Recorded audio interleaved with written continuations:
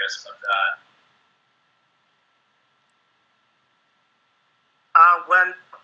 So right now we are just 20 years old. That's my comment. Sorry. Yeah, and it was 10 years ago that yeah. I had hair back then, actually.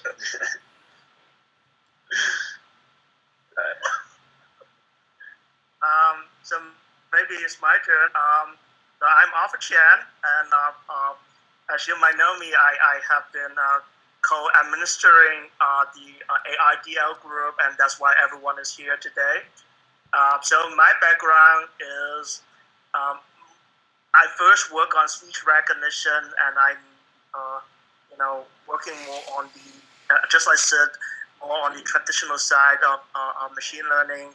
But last few years, there's really this craze of deep learning, so I moved to that area and quite immersed in it. And so my interest is you can say mostly is image classification, some natural language processing, and some speech recognition. But I do a lot of random stuff, just like I said, and perhaps Wojciech and Laura. Because in these days, if you want to work on one type of problem, usually you have knowledge of the other types too. But the only thing I want to say is I'm very glad to finally meet all of you guys face to face, and then I hope that we have a lot of fun today. Yep. Awesome. So very quickly, I've got Sebastian here with me. Hi, I'm Waiket Lau. I'm co-admin with Arthur of the group, startup guy, started a couple of companies and worked with some of these folks here. One of the companies was in machine learning, in speech recognition, in terms of indexing video. Started 10 years ago, actually. They ended up getting acquired. Big fan of what's going on, what has come before, and looking to explore it with you guys. Sebastian? Yep, like Waiket said, I'm Sebastian Lopez-Cott, and I'm studying computer science and electrical engineering here at MIT. I'm a sophomore, and I consider myself probably the beginner of all beginners. So maybe give you a little bit of a perspective on what they're teaching at MIT, and then also a little bit about PokerBots, which is a class here that I'm currently taking. Very cool. All right, let's get into the meat. We've got a few things to talk about. We'll be informal. Maybe a good way to start is a lot of beginners want to know, if I'm just starting in AI or deep learning, where do I go to get up to speed fast, so that I don't spend 6 months and not go anywhere. Arthur, you want to comment, and then the others feel free to chime in. Right. So I generally think that there are many paths to start. If you want to learn deep learning, and so what I'm trying to say here is more like my route of approaching the subject and how I learned the whole thing when I try to learn it. So I tend to think the first thing you want to learn is you got to have at least some basic ideas about machine learning.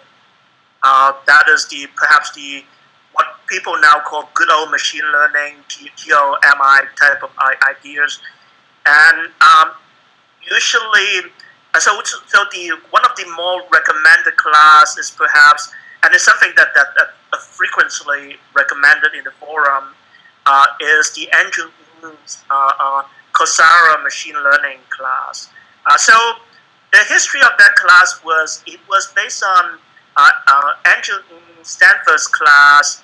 I think it's 229N, and it is one of the very elaborate machine learning class for Stanford undergraduates, but the Coursera class is more a stripped down version of it, and to many people who fear mathematics, it's also less mathematical, and it's something that you might feel less daunted by the learning process. So that will be the first class that I recommend people. Um, so some people would say you can skip machine learning, the basic machine learning part, and you go straight on deep learning.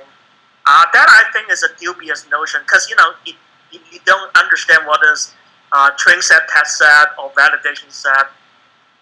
It doesn't make sense to do anything on deep learning.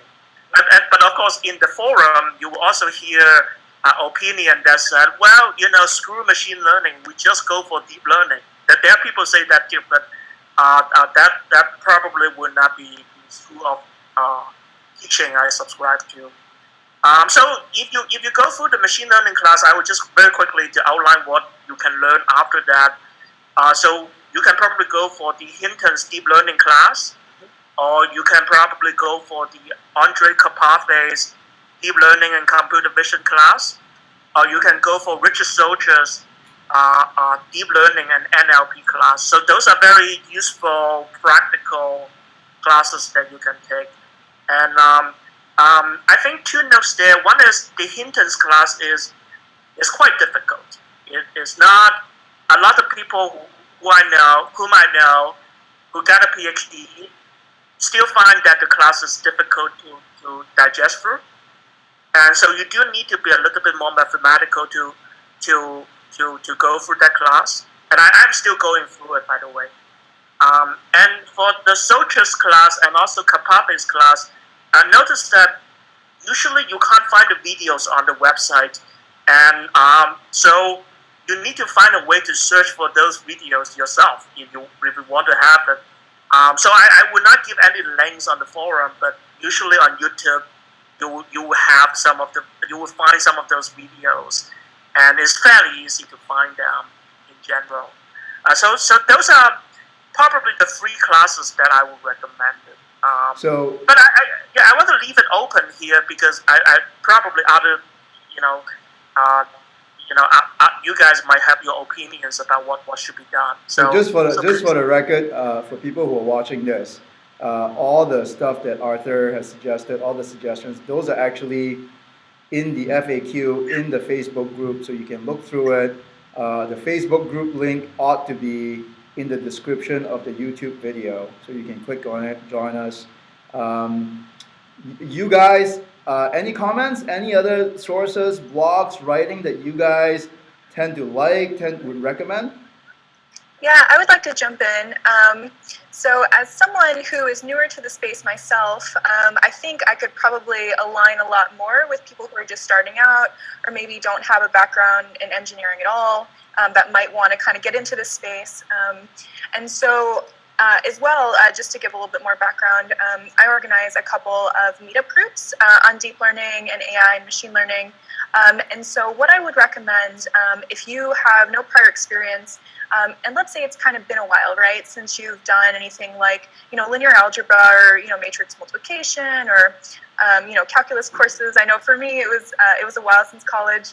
And so a good way to get started again is really just to check out free online courses like on Khan Academy and just refresh yourself on that information, on those practices, and kind of get that discipline in place again. Because oftentimes, if, once you're out of school for a while, you're just not used to it anymore and you have to kind of retrain that muscle. And then from there are a lot of other MOOCs available, and that's, massively open online courses that you can start taking. Of course, you already named a few, which is great, Arthur. But there's also, obviously, like Udacity is a big one now in the Bay Area. That's, very widely available. They also have some free introductory courses that you can get started with. And there are some other boot camps that are already in place. Programs like Metis and Galvanize have already been established that at least will teach the basics of data science and machine learning. And I think some of them have now started to get into deep learning as well and offering courses available for that. Alternatively, if you prefer learning in person to learning online, if you don't quite have the drive or the time to separate that out from your normal workday, joining a meetup group similar to the ones that I was discussing is a great way to do that. So one of the meetup groups that I'm currently running, we are going through Andrew Karpathy's course for CS231N. From Stanford, and basically what we do, it's kind of free form and open. We kind of get together at a specific time every week, and we just go through the material. We watch the lecture videos, and anytime anyone has a question, we just pause and we just ask the group and say, hey, I didn't quite understand what was being discussed here, or maybe, I didn't have a background in this area. Would someone else have a better understanding that you can share with me and kind of help me along? And that way, it's more of a collaborative learning experience, and it's not like there's like one specific person that's lecturing to the group. There's not like a lead. It's more just, let's all grow together and help each other out. And sometimes no one has the answer, and that's okay too, right? Because we understand we're all just there to learn, and then we just do further research and bring it back to each other. Another meetup group that I'm currently trying to reinvigorate is going through the deep learning textbook that was put out by MIT. And so that one was going for a while previously, and they went through the entire book, and so now we're going to restart it again. And we're going to be hosting that both in San Francisco, in I think Santa Clara, and online as well. We're going to be hosting those sessions. So that's going to be another great free way just for people to come together, start learning this material. And if you don't currently have this kind of meetup group available in your area, then that should be a great initiative to just start one. Just get up on meetup.com, get on Facebook. Get a group together, see who else is interested in your area. I bet you'll find other people that want to learn and that are interested, and just start learning. There's no reason why you shouldn't. So, yeah. That's I have a quick question, if you don't mind. This is a question maybe to the larger group. So one of the reservations I hear from engineers that would like to perhaps learn a little bit more about machine learning is that they are afraid of the math, and Arthur mentioned there's some easier courses that don't scare you as much. Yes. I guess would you guys recommend that somebody picks up a basic book on linear algebra, like we're talking first years, what a math student would get in the first year of college, or would you say for the area of deep learning, just go in and dive in, and then as you need reference, go in and try to Google it up and try to find out how to multiply matrices, right? And like you sort of on demand discover the math behind it. What would you recommend? Arthur, do you want to start? Okay. So it is that is kind of a topic that was frequently asked in the forum, and so I would generally say this way: you probably need calculus 1 to 3 and linear algebra. And perhaps some slightly advanced linear algebra, such as eigenanalysis of the matrix, and to have a good feelings of taking a deep learning class. Now, some people will go to say, well, if you have a math degree, then you will end up having a huge edge on learning certain things, and it's always true. But you certainly don't want to go that far by maybe I would just go to Brown and take a math degree now, right? So that is also an extreme. So for example, topics such as topology, I would tend to think is useful, but it's not necessary. When you start to learn more about the algorithm, you will start to understand more why people talk about the topology in the first place, right? So those topics may not be necessary. Now, on the other hand, if we go back to all these basic topics, so why calculus is important? So, for example, if you don't know calculus, then when you try to derive the gradient of a function, you will not know what you're doing. And so that's why having basics of doing differentiation is important. And also, everything that you do is probably having a basis, the concept of basis there as well. So knowing linear algebra is very important to you, right?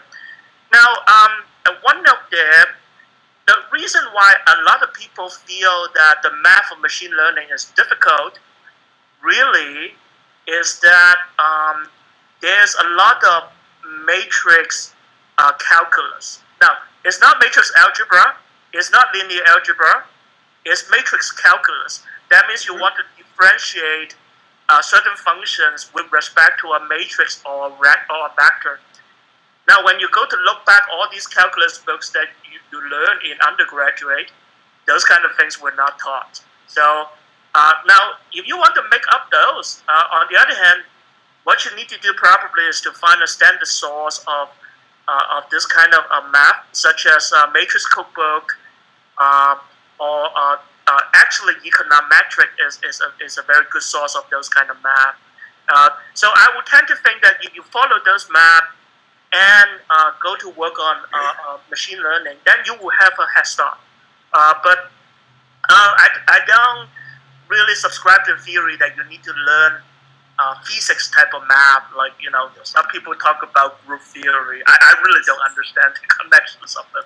So, But that's my take. That's my take. so, Yeah. so very quickly before we move on, Sid and Wojciech, any thoughts? Yeah, can I come in? Okay, yeah, go for it. So, I mean, I personally I come from the kind of a class of people who believe that machine learning is a more mathematical discipline. The problem with deep learning is what happened with deep learning was, the software engineers, they took over deep learning before the mathematicians could. Because even at this moment, we absolutely still do not really understand why deep learning works.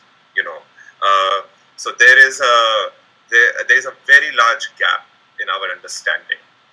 At least the mathematical formalization, we really have just barely scratched the surface. But software engineers have taken it first. So that's why we have TensorFlow, Torch, and there are like tens of platforms you can use these days. And hence the confusion. Should I learn the math or should I just go start programming? Because these days you can simply just start programming. You can simply say, convolution layer, and then it just creates a convolution layer for you. These particular packages that we do. But if you do not have a fundamental understanding of the math, when I say that, okay, backpropagate the gradient, and that is how the training actually happens. Without backpropagation, you can't train. What does that even mean? What is this backpropagation? Because there's a certain math behind it, right? We are just trying to, at the end, one thing people have to understand, that machine learning, we can, the word seems very fancy, but at the end of the day, the most fundamental aspect of machine learning is mathematical optimization. At the end, you have these beautiful functions, that we just write ourselves. Mathematicians write these functions, and we are just trying to optimize it. Either the network does it in our deep learning case, or in SVM case, it's not a network which does it, but rather some sort of solver, a convex solver, which just solves this particular equation, trying to find a global minima, maxima of a function. So at the end, I would really highly recommend that try to understand the basics, at least, of the math. You cannot run away from the math and hope to understand machine learning at all, actually. There are limitations to how far you will go. You can use scikit-learn as much as you want, but at the end, there will be a point when you will run into a wall, because everything in software will work, there will be no error, but you will see that your particular, whatever you train just doesn't work that well. It gives you 50%, which is basically equivalent to a random selection, 50% classification rate. So, and to solve it, you will require ideas of statistics. You will require ideas of, bias, variance, cross-validation, these sorts of very, very fundamental ideas in machine learning. And these are, mathematical ideas. And you sort of have to understand, and this is undergraduate level stuff. This is not some, PhD level mathematics in the end. So just try. And it's not hard at all. Of course, there are, people have analyzed using deep learning using group theory. I have read those papers, but absolutely, you don't have to understand that. But at the same time, you also need to understand, that you have to sort of, because, particularly the field of deep learning is very fast moving. Every day you go to Arxiv, you see a new research paper which is just better than the one that was uploaded yesterday. And to really read this research paper and understand, what this means, why are they doing this, you just have to know some fundamentals of mathematics. And so this is my recommendation. So just read that Goodfellow deep learning book. Really, that's really the Bible. If you understand that, you are set. Really, yeah. All right. Well, Sorry. Wojciech? Yeah, I would like to add on that, and I fully agree with previous speakers. I would say that at least my experience in everything that I try to learn new thing is pretty much, especially with programming, it's pretty much copy the program, maybe just copy line by line, and then try it, and it works. Then even if you copy, then it's still like a booster for you. So I would recommend Sebastian Rashka's Python machine learning, because it gives very good,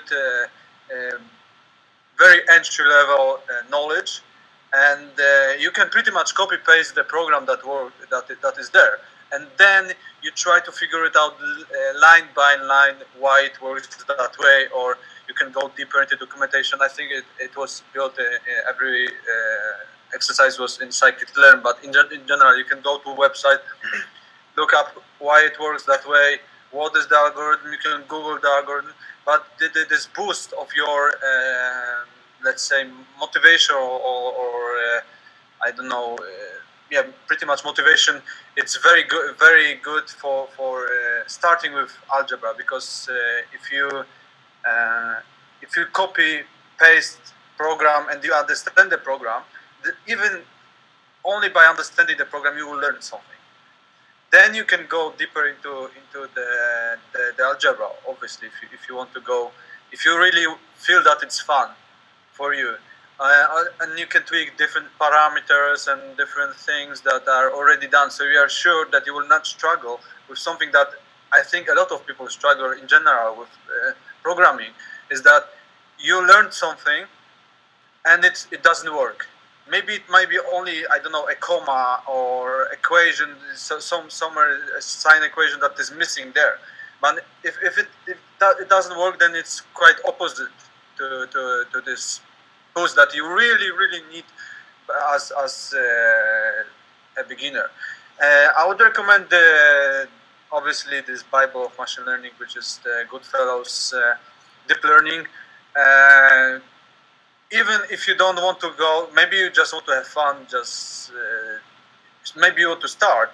There is a chapter about linear algebra, and you can have it along with different sources. If you don't understand this part, okay, just Google it. Just Google, because most questions can be answered by Google.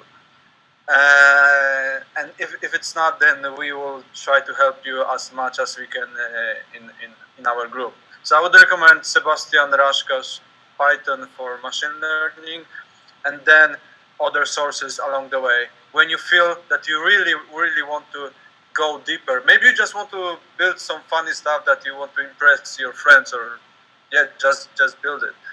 But if you want to build something and understand how it works and really tweak this stuff, tweak that thing, and this is obligatory that you know linear algebra on I would say quite basic level, at least with matrices, because this is how machine learning, it's like wheel for car. Got it. So, all right. So this may is good. May I just add the Christopher Bishop book that we didn't mention yet? It's a must read in machine learning. You must read the Bishop book. That is the Bible of machine learning, the classical machine learning, and a lot of ideas that you will encounter in deep learning. You also kind of have the precursor to that in that particular book. Just read that book. Yeah, no, that's a great suggestion. Great input from you guys. I want to switch gears a little bit. If you have more time, I'd love to come back to We'll discuss more developments, recent developments in AI, but I do want to kind of switch gears into, let's talk about PokerBots. I will move this closer to Sebastian so you can hear him. Yes, of course. So I apologize. This may not be as much about deep learning, but there is something to be said about poker because it's a game that a lot of artificial intelligence came out of. So it's good to kind of show how things like probability can give us some good guesses of how to train machines to play games, for example, and then also maybe more classical machine learning techniques can help us as well. So I guess to give a little bit of an introduction, I'm not affiliated with anyone who organized the PokerBots competition. I'm just a participant to give the context. And I believe the competition is sponsored by Jump Trading. And it's essentially a competition in which this year there's 46 teams of 1 to 4 members. They're all working together to build a sort of intelligence or AI to play other AI poker bots. And there's prizes. I think it's $40,000 is the total prize pool. So learning these skills is definitely one of the essential parts of this. But as well, it kind of shows that machine learning and AI is really solving some important problems in the real world, and they're showing some incentive to try and teach people how to use these tools. What else is here? So, like I said, it's AI versus AI. The game is generally Texas Hold'em, but there are variations so that it is fair year to year, so that certain people don't use the same strategies and things like that.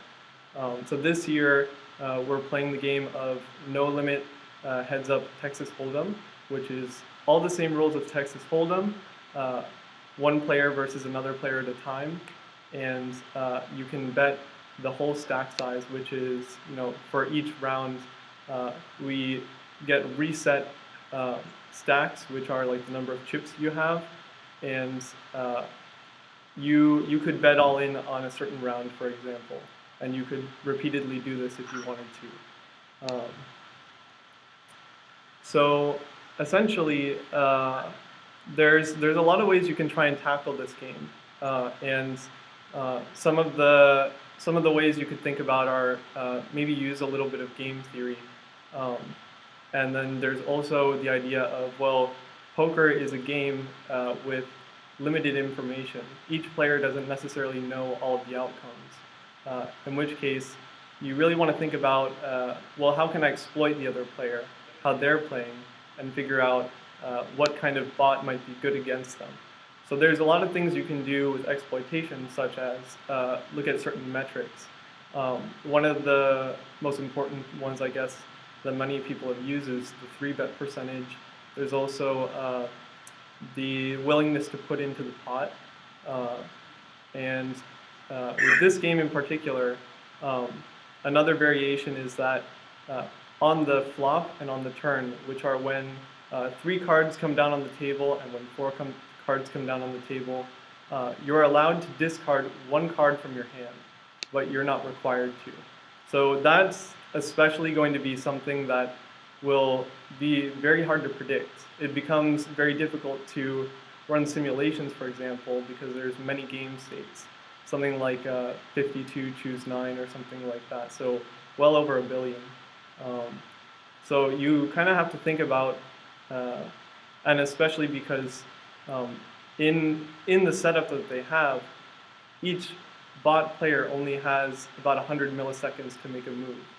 So it kind of gives you some consideration about, for example, I think Arthur posted in the group a while back about essentially all these competitions between, I think, Alberta and CMU.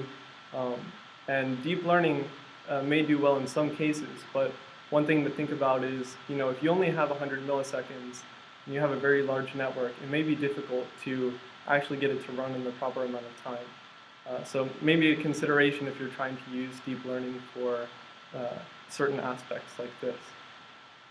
Um, so yeah, we talked about exploitation, looking at basically how your players are doing on average. And then also we can talk about being optimal in the game theory point of view. So I think a lot of the best poker bots, I guess just nationally, not even just in this competition, use a certain algorithm called counterfactual regret minimization, which I won't go into any of the complex details, but it's essentially thinking about how can I minimize the regrets of the plays that I just made. So this is especially important to kind of think about how machine learning has a lot of ties to probability and to linear algebra and things like that. And so the best algorithms might be somewhat mathematical, and it's okay if you don't necessarily know all of the math behind it, but it's really important to get the basic math, kind of like we were talking about before, to understand like the undergraduate level stuff. And so I think my team so far doesn't necessarily know the final algorithm that we're going to go for, but we're looking into essentially, we're calculating these tables of hand rankings. So when I get my hand, I'm going to see how likely before I may have been to win with this hand. We're also looking at how might machine learning help us here. So if we know a little bit about how much the player is discarding, for example, maybe that means they have a bad hand, and so they're trying to discard more often to get a better hand, which is something that you could exploit, but there's no clear relationship, and machine learning could find that pattern for us. Some other, I guess, algorithms you could think about, hidden Markov models generally are good for time series when there's clear transitions. So that's something we may look into as well. But there's definitely a lot of literature out there on poker and AIs playing poker, and I encourage you, if you haven't done anything with machine learning before or anything with AI in general, it's a really great way to get into it. So I think I'll probably leave it at that. Can I ask a question, actually? Yeah. Sort of just a clarification. Sebastian, so is this sort of like an n-arm bandit problem that you kind of deal with? Because you talked about you have partial information. So do you kind of try to go for this exploration, exploitation stage sort of stuff where you have a sort of a bandit problem that we call like an n-arm bandit problem? Is it something like that? That's what you're sort of talking about, right? Right, yeah, so there are some teams that play just to try and optimize their probabilistic strategy. And some players like to look at the statistics of what the other opponent has been doing over time. So it's kind of like, yeah, like you say, you have limited information and you're trying to explore and exploit, find out the trade-off between that. Because and then to the people who are listening, I just want to point out what Sebastian just said about, for example, regret. So here again, a lot of mathematics comes in. This regret is always, for example, calculated in what we call expectation. And this term expectation is a very statistical term. And so for example, for you to sort of understand this, you need to have this fundamental statistics and the mathematical, these are very easy stuff. So just go and read your math book. This is very, very important if you want to understand these ideas. We love math. Yes, we do. Yeah. So no, this is awesome, Sebastian. Thanks for sharing that. It was very interesting stuff. I mean, especially in the light of the deep stack advance and some of the amazing stats. I guess for you guys who, anyone here who kind of dived into the deep stack stuff, who can, maybe you want to comment on what's interesting, what are they doing? Do you think if what they're doing is just the beginning of what they could be done, or you think they're fairly sophisticated already? Because obviously, these have, this have a lot of implications to not just poker, but stock trading, financial markets, and all the high frequency trading guys. Comments?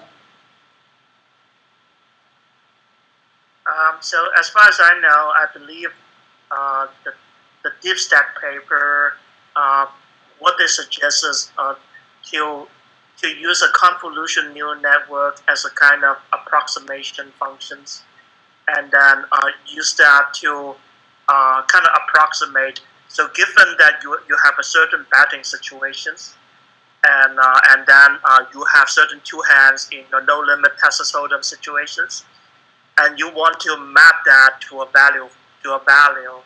And so what they do is to use a convolution neural network that is 7 layers, and is kind of fairly standard structures that I think they might have some forward loop like ResNet.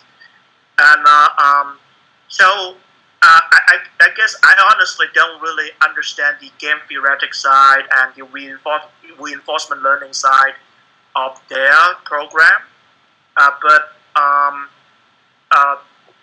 what I would comment though, what they're doing is very similar to what DeepMind is doing on AlphaGo. Which again, one of the ideas that they borrow from is to make sure that the value function is approximated by neural network, which is I think one of their innovation was to make sure that there are certain convolution neural network that can represent that functions, and I think that is fairly interesting. Yeah. Unfortunately, the CMU Libratas team hadn't really disclosed any information of the inner workings of their board, so I couldn't really say too much about what they do. But I think, as you might know, that at this point it is the 8th date of the Libratas versus Human challenge, and currently Human is not working that well, and they were quite crushed by computers, and they probably need to lose a factory in the process. So we will see more in coming months, and I'm looking forward for more like an academic paper so that we can trace it together on the forum. Yeah. That's awesome. We are 2 minutes to 4 p.m. We can go over a little bit. I know some of you have a hard stop at 4. So maybe what we'll do is that we'll take the last set of comments from you guys. We'll do this again. This is our very first test run, and the fact that we're actually up and running, it's I didn't expect that. We're live streaming. So last set of comments from you guys, could be anything. Fire away.